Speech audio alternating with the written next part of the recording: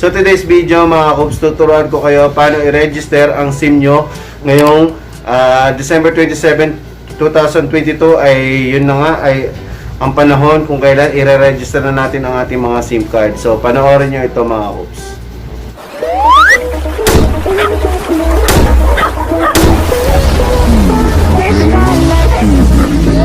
Baby girl, I miss you, cause you know you're my boo. You know I love you, can't wait till I say I do. Baby girl, I miss you, cause you know you're my boo. You know I love you, can't wait till I say I do. And I've been through some times, wishing that you were mine. Hey, what's up mga Kops? Welcome dito sa YouTube channel ko with me, Ian James TV. At kung bago pa lang dito sa YouTube channel ko, don't forget to subscribe and click the bell button para updated kayo sa mga bagong uploads ko. So today's video mga Kops, tuturuan ko kayo paano i-register ang SIM nyo ngayong December 27, 2022 ay yun na nga ay ang panahon kung kailan i-register na natin ang ating mga SIM card. So panoorin nyo ito mga Kops. So as you can see mga Kops, nandito yung mga link kung anong user ka, kung dito Globe user o Smart user ka. So maraming salamat Sir Neil sa pag-share ng mga link na ito. Papakita ko sa inyo mga Kops yung mga link. Kung nahihirapan naman kayo mag-type mga Kops, pwede nyo naman siyang i-scan. So ayun sa dito, ito naman yung sa Smart, at ito naman yung sa Globe mga Kops. So continuation lang mga Kops. So yan, nakapasok na nga ako. Ganyan yung itsura kapag nakapasok ka na doon sa Globe. So yan o, scroll ko lang pababa para at least tinitingnan natin kung ano yung mga kailangan natin gawin. Tapos yan, punta ka na doon sa taas na yun. I-type mo lang yung number mo mga Kops. So yan, currently type lang ako ng type niyan. So yan, type mo lang yan. Nagbubura pa. So kapag nag-blue na siya, register mo na, pasok mo na. Yan, pumasok na. Tapos next step mga Kops, magsasend sa inyo si Globe ng verification code. So yun, nag-text na sa akin. So kukunin ko na lang, copy-paste na natin mga Kops. So as you can see mga Kops, sa baba, meron ko nga lang palang 5 minutes para i-type yung verification number na yan. So next step na tayo, we're checking your details. So yan, nakapasok na. Next step na. About you. Siyempre, ikaw lang nakakaalam ng info mo. So first name is yung pangalan mo, first name, lagay mo. Tapos next is yung middle name mo, ilagay mo. Next yung last name mo, ilagay mo. Bold na bold yun yung ginawa ko para galit na galit. Tapos yung suffix kung may junior ka o the third, the second, ilagay mo na rin dyan. Tapos next yung birthday mo. Ako October 1st ako, 1994. So yun, batang bata, walang bisyo. Tapos siyempre kung male or female ka. Tapos dyan natawa ako kasi yung Philippines nasa unahan na, hindi ko pa nakita, nag-scroll pa ako pababa. So yun, ang tanga-tanga ko doon sa part na yun. Tapos siyempre ako yung owner ng SIM na yun. Tapos siyempre yung where do you live at ano yan, to be exact yan siyempre mga Kops.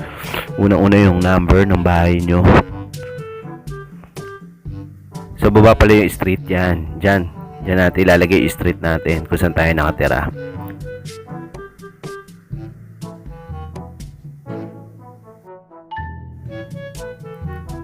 So, yan. Kamali pa ng spell do sa street. Naging streer. So, mali yan. Dapat nauna yung province. Kaya mukha akong tanga dyan sa part na yan. So, pati do sa city, inuuna ko. Dapat province muna yan, mga Kops. So, syempre, ano bang probinsya natin? Kundi Bulacan. Tapos, next, dapat yung city. Para sunod-sunod na siya. Hanapin mo lang yung Santa Maria. O kung saan bayan ka nakatira. Sa mga makakapanood ng video na to. Tapos, next, kung saan kang barangay nakatira.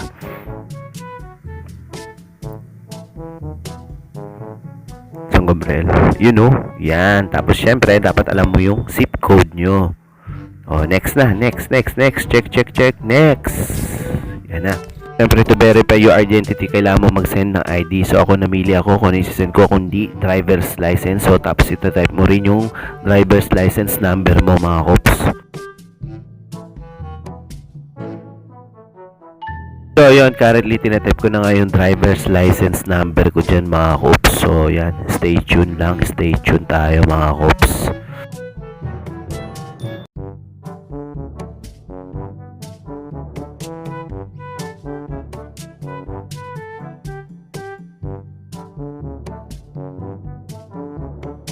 syempre, pagkatapos nyo nang i-type yung driver's license nyo, kailangan nyo nang i-upload yung itsura ng driver's license nyo, mga kops.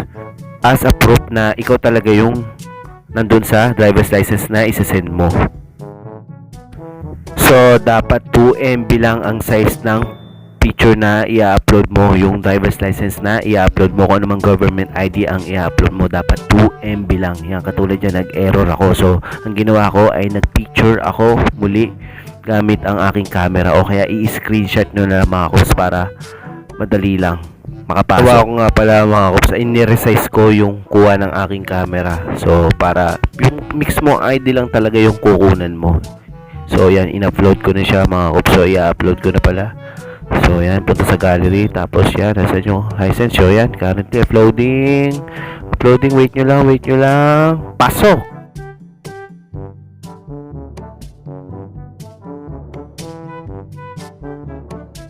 So, yan, currently, doon sa baba, take a selfie. Pero, ang ginawa ko lang dyan, eh, sinend ko lang din uli yung driver's license ko, mga kops. So, yan, currently, i-upload ko lang yan. Wait nyo lang, mga kops.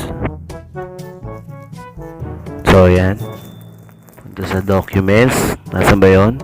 So, gallery, tas camera.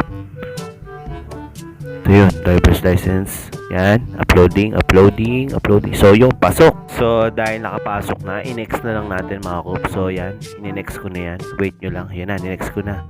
Tapos, i-check nyo lang lahat niya mga kops. Tapos, i-submit nyo. Checking. Yun, register na tayo mga kops. As you can see, kung meron ka pang ibang number, nakikita nyo doon sa baba, i-register nyo na uli kung Globe user kayo. Tapos meron yung reference number mga kops.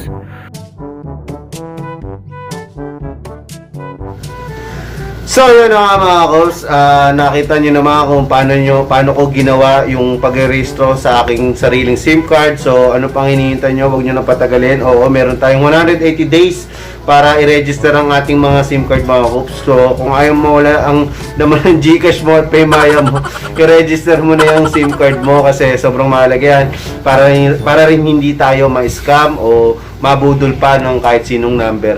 So, yan. Hanggang dito na lang mga kops. Kung nakatulong ang aking video, huwag kalimutan i-like, comment, share, and subscribe. Once again, Jana, paalam sa'yo na. Goodbye. Better shout.